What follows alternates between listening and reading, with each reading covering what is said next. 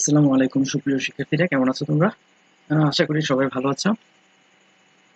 তো আজকে আমি তোমাদের মাঝে আলোচনা করব হচ্ছে এমএস অফিস ওয়ার্ড এবং এমএস এক্সেল শিটে কিভাবে কাজ করা হয় সেটা নিয়ে।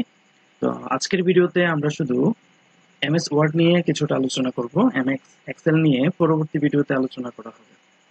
আমি তোমাদের সাথে আছি আশরাফুল আলম, স্যার। দমনী বালিকা উচ্চ বিদ্যালয়। তো মাইক্রোসফট অফিস অথবা মাইক্রোসফট এক্সেল এর নতুন ফাইল আমরা তিনটা ভাবে খুলতে পারি।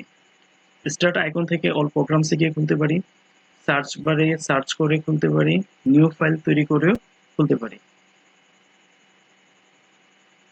আর এই ফাইলগুলা সেভও করা যায় ঠিক সেম তিনটা ওয়েতে। ঠিক আছে, প্রথমটা হচ্ছে অফিস বাটন থেকে সেভ অথবা সেভ এজে গিয়ে ক্লিক করে সেভ করা যায়। তারপর তোমার সেভ বাটন আছে একটা, ওটাতে ক্লিক করে সেভ করা যায়। তারপরে একটা শর্টকাট কি আছে কন্ট্রোল প্লাস এস, সেটাতে ক্লিক করেও সেভ করা যায় শর্টকাট কি দিয়ে। তো আমরা আগে তিনটা পদ্ধতিতে দেখব কিভাবে কোনো একটা ফাইল খুলতে হয়, এমএস অফিস অথবা এমএস এক্সেল। এমএস অফিস অথবা এমএস এক্সেল ফাইল খোলার প্রথম পদ্ধতিটা ছিল আমাদের এই উইন্ডোজ আইকনে ক্লিক করা, স্টার্ট আইকন যেটাকে বলা হয়। এই আইকনে ক্লিক করে আমরা এই উইন্ডোজ 7 যারা ব্যবহার করে তাদের এখানে অল প্রোগ্রামস নামে একটা অপশন থাকবে। তবে উইন্ডোজ 10 বা 11 প্লাস যারা ব্যবহার করে তাদের বেলায় নিচের দিকে স্ক্রল করে চলে গেলে আমরা অফিস নামে একটা প্যাকেজ দেখতে পাবো। আমরা সেখানে গিয়ে ক্লিক করবো, এই যে মাইক্রোসফট অফিস। তো অফিসের যতগুলা প্রোগ্রাম আছে তাদের সবগুলা একটা একটা করে এখানে দেখা যাবে। আমরা এখন আজকে আমাদের দরকার হচ্ছে এমএস অফিস, এটা হচ্ছে এমএস অফিস এক্সেল। আজকে আমরা নিব এমএস অফিস ওয়ার্ড, এটা সবার শেষে আছে। আমরা সেটাতে ক্লিক করলাম, ডাবল ক্লিক করলাম, অনেক সময় সিঙ্গেল ক্লিকও হয়ে যায়। তো আমাদের জন্য অফিস ওয়ার্ড 2007-এর একটা নতুন ফাইল ওপেন হইলো। এখানে আমরা এবার লেখালেখি করতে পারবো।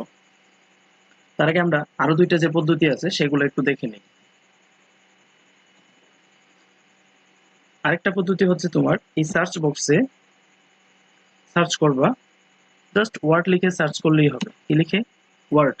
তাইলে দেখবা যে চলে আসছে এই যে মাইক্রোসফট অফিস ওয়ার্ড 2007। অথবা এখানেও ক্লিক করতে পারো, এখানে ওপেনও ক্লিক করতে পারো, যে কোনো এক জায়গায় ক্লিক করলেই হবে। তো এখানে আমি ক্লিক করে নিলাম, তাহলেও আমার ফাইলটা ওপেন হচ্ছে।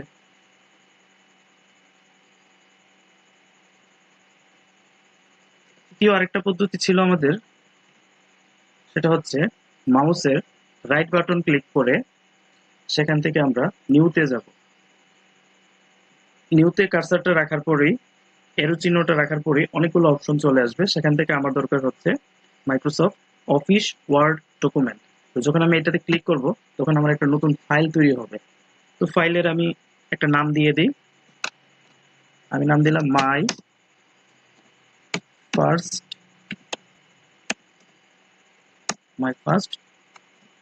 Word file. ঠিক আছে, লিখে কিবোর্ড থেকে এন্টারে চাপ দিব, তাহলে ফাইলটা এই নামে হয়ে গেল। তাহলে আমরা মোটামুটি তিনটা ভাবে কিভাবে এমএস ওয়ার্ড এর ফাইলগুলো ওপেন করতে হয় বা এমএস ওয়ার্ড ওপেন করতে হয় সেটা শিখলাম বা জানতে পারলাম।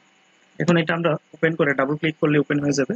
একটু লেখালেখির ফরম্যাটটা দেখি কিভাবে লেখালেখি করা যায়। এখন যদি তুমি লিখতে চাও কিবোর্ডে লেখাগুলো এলোমেলো আসবে, বাংলা লিখতে পারবা না, ইংরেজি অক্ষর চলে আসবে।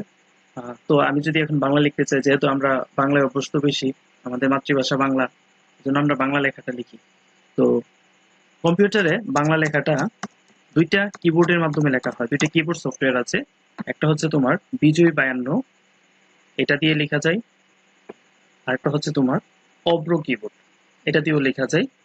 অব্রটা হচ্ছে তোমার ফনেটিক স্টাইল, মানে বাংলার ইংরেজি যে লেটারগুলো দিয়ে বাংলা লেখা যায় ওইটা লিখলেই বাংলা চলে আসবে, লিখবা ইংরেজি বাংলা চলে আসবে। তো আমরা প্রথমে দেখি যে বিজয় 52 দিয়ে কিভাবে লেখা যায়।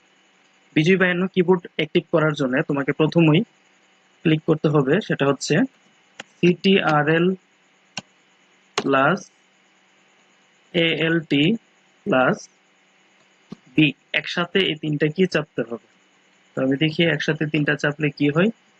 এই যে দেখো এখানে লেখা আসছে বিজয় ক্লাসিক, কি লেখা আসছে? বিজয় ক্লাসিক। তারপরে লেখার জন্য এখান থেকে ফন্ট স্টাইল ঠিক করে নিতে হবে। তুমি চাইলে যে কোনো ফন্টে এই বিজয় বায়ান্নর কিবোর্ড দিয়ে লিখতে পারবে না। সেই জন্য বিজয় বায়ান্নর জন্য যে ফন্টটা ব্যবহার করা হয় সেটাকে বলা হয় সুতুনি এমজে। আমরা একটু নিচের দিকে যাই, এস দিয়ে থাকবে সেটা, এই জন্য আমরা নিচের দিকে যাচ্ছি। সুতুনি এমজে।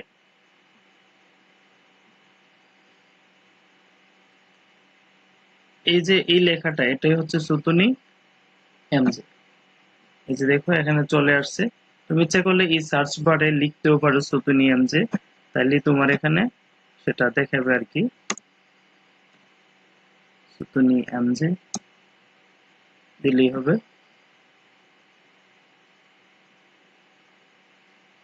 এটা হচ্ছে সুতুনি এমজে, আমরা দিলাম। আবার অব্রু কিবোর্ড দিয়ে লেখার সিস্টেম হচ্ছে, তোমাকে কিবোর্ড থেকে ফাংশন বাটন F12 চাপতে হবে। F12 অথবা এই এরোটাকে এখানে এসে ক্লিক করলে এখানে বাংলা চলে আসবে, তখন তুমি বাংলা লিখতে পারবে। তবে বাংলা লেখার জন্য এখানে ফন্ট চেঞ্জ করতে হবে। আবার ফন্ট দুইটা লেখা যায়, নিকোশ দিয়েও লেখা যায়, নিকোশ ব্যান দিয়েও লেখা যায়। আমি সাধারণত নিকোশ ব্যানটা ইউজ করি, এই জন্য আমার এখানে নিকোশ ব্যান দেওয়া আছে। আমরা নিকোশ ব্যান দিয়ে লিখি। আমি কিবোর্ড থেকে চাপতেছি A M A R, কিন্তু বাংলায় লেখা উঠলো কিন্তু আমার।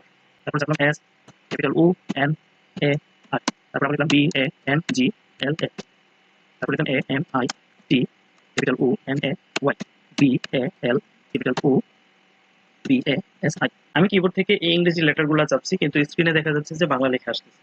তো এটা হচ্ছে অব্রু কিবোর্ড দিয়ে লিখলে এরকম আসে আর কি। আচ্ছা,